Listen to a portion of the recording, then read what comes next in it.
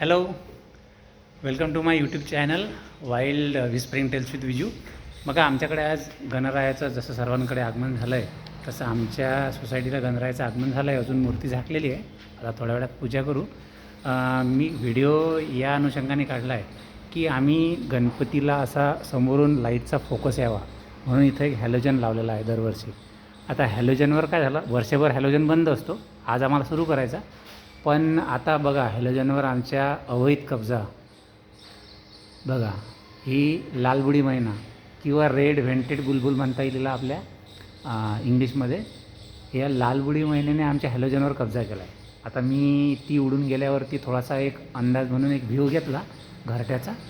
तर घरट्यामध्ये बकायदा 3 छोटुकली पिल्ले चांगली टवटवीत अशी बसलेली आहेत. आता प्रश्न असा आहे की हॅलोजन फिरवता येईल, घरटं न हलवता पण हॅलोजन फिरवता येतो, पण तो हॅलोजन इतका गरम होणार की घरट्यातून त्या पिल्लांना हीट लागण्याची शक्यता आहे. म्हणून आम्ही सर्वानुमते आता हा हॅलोजन असाच राहू द्यायचा ॲज इट इज. हा हॅलोजन जो आहे हा असाच राहू द्यायचा ॲज इट इज, असा सल्ला केला आहे. हा बंदच राहू द्यायचा. आणि एक्स्ट्रा आता नवीन आम्ही 3 हॅलोजन विकत आणत आहे. आता देवाची पूजा करणं, देवावरती अंधार होईल हे होईल, तर हा विचार न करता देवाला आपण दुसरे हॅलोजन विकत आणायचे. शेवटी गरीब प्राणी, मुक्या प्राण्यांची, पक्ष्यांची सेवा हीच गणरायाची, देवाची सेवा असते. निसर्गातच देव असतो तसं पाहिलं तर.